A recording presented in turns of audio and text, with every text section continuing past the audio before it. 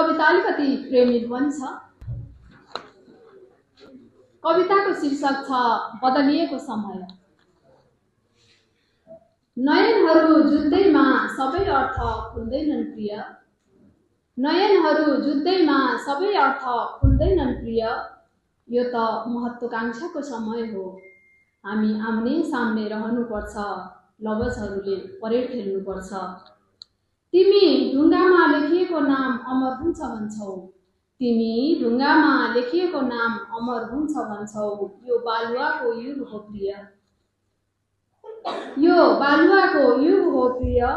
छाल नआइकनै पनि मेटिन सक्छ, फेरि तुरुन्तै अर्को नाम लेखिन सक्छ। तिमी इसारामा पनि स्थिरता हुन्छ भन्छौ, तिमी इसारामा पनि स्थिरता हुन्छ भन्छौ।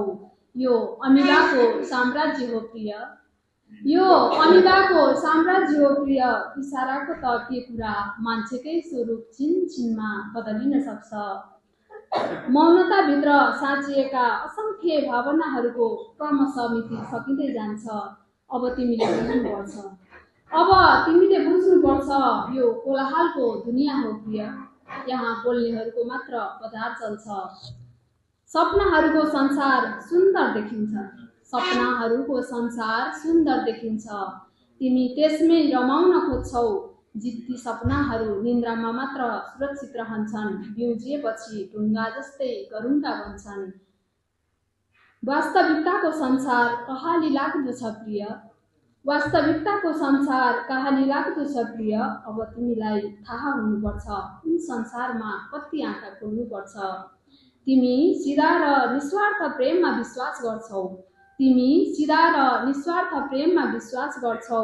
यो वक्र रेखाहरूको गणित हो प्रिय, यो वक्र रेखाहरूको गणित हो प्रिय। सिधा रेखाहरूले त आजकल झुक्काउँछन् मात्र। यहाँ हेर न, सूर्य चन्द्रमा र पृथ्वी सिधा रेखामा पर्दा नै ग्रहण लाग्छ। धन्यवाद।